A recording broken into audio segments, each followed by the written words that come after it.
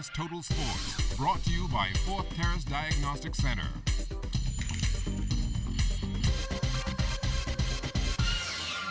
Hi, good evening, and welcome to this first look at sports on a Thursday. I am Julian Gibson. Well, last night Sir David Knowles said that he will no longer serve as Commodore of the International Star Class. I believe him, Sir David loves sailing, and I believe he's going to hang around a bit longer. As I indicated before, I will not seek re-election. But what I'm doing now, I'm writing another book. I know you don't do it again. No, not again. The first book I wrote was mainly about sailing and my accomplishment, and what the Bahamas, a small island, produced the world champion in 1947, First Olympic medal, and above all, a gold medal. From track and field, the Chris Brown Invitational Track and Field Meet will get started on Saturday. And on the heels of the Chris Brown Invitational, the National Stadium will also play host to the highly anticipated soccer exhibition match between the Hotspurs from the English Premier Soccer League and the Reggae Boys from Jamaica. President of the Bahamas Football Association, Anthone, expects the event to be a sellout, so you need to buy your tickets right now. People will be well advised to purchase their tickets early because this is an opportunity. Hopefully it's the beginning of a long relationship we hope to develop with the Tottenham group, with the Tottenham team. But we also have other inquiries, connections that we have developed over the years through my good friendship and my friendship in the football fraternity worldwide. We're working on some other teams coming in here. But there's nothing like the first. And I think there's going to be a rush because everybody wants to be first. This will not be a difficulty for us to sell it at all. Now, the Chris Brown Invitational and that soccer match are both huge for sports tourism in the Bahamas. Tourism Minister, the Honorable Obi Wilchcombe, is hoping to bring even more big sports events to our shores. We're reaching to the world, and we're reaching out in a way we haven't done before. And with sports, we're going to build the Ministry of Tourism, and we're going to build our tourism industry. What we're trying to do at the Ministry of Tourism is extend ourselves beyond the borders that have limited us for so long.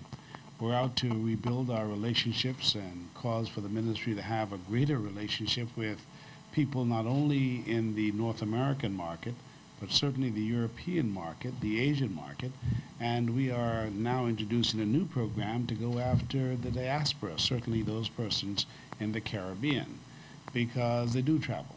The world is different now, and when we marketed the Bahamas in a particular way, it did not give us the reach that we wanted.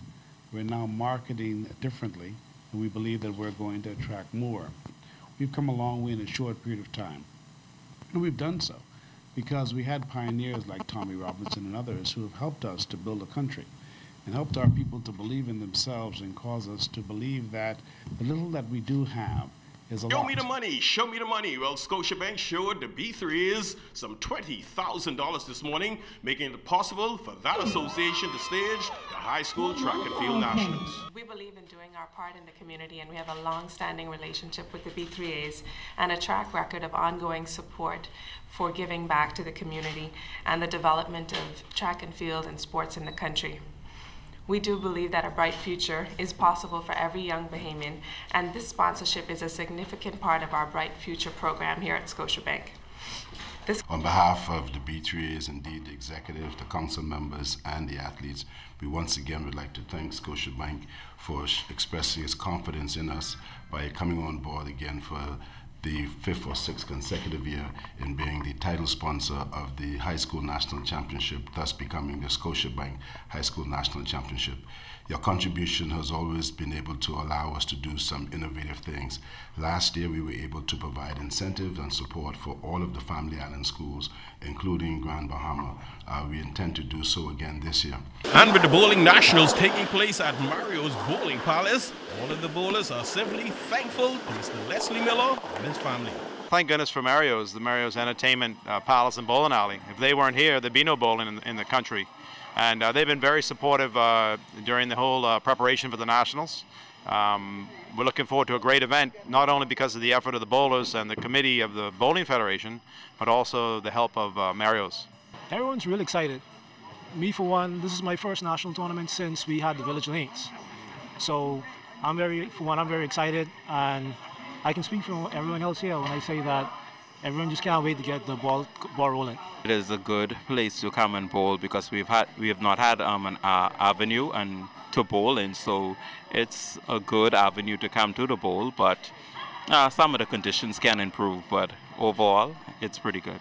And come tomorrow, it will be the Bahamas Olympic Committee elections. Aram Lewis, well, he ran for presidency of the B3As and lost, and he will be seeking a vice president position. I'm honored to have been selected by the executive body of the B3As to represent track and field at the upcoming BOC election, and I take on this awesome task with some seriousness behind it, because I know it's an awesome responsibility. The elections are not over yet. There are spaces for, I believe, 6 vice presidents, and I'm going for one of those positions representing track and field. So I hope I'm given the opportunity to serve in that capacity and to bring a lot of benefits to track and field. To me, lately, it seems that service to sports has been one of the main focus of your agenda. Oh yeah, absolutely. And service is my background, I guess. Growing up in a small community, working in the churches, and being recently a distinguished president of the Kiwanis Club of Cable Beach. It was all about service above self.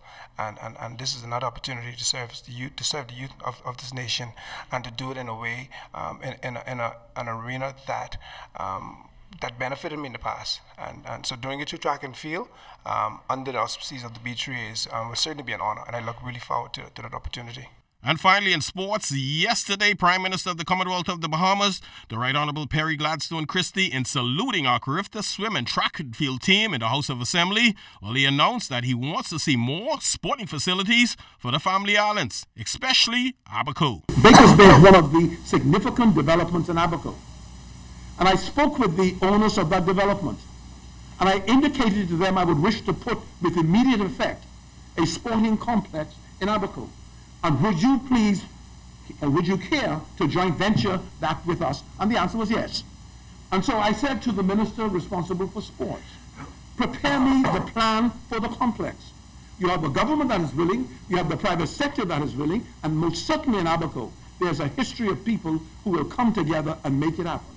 So therefore, for the athletes of great potential in Abaco, whether it's in swimming, whether it's in athletic, they have people who are willing to put a complex in place with immediate effect.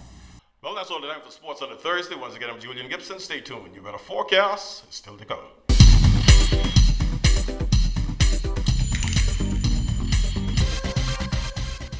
This is ZNS Total Sports, brought to you by Fourth Terrace Diagnostic Center.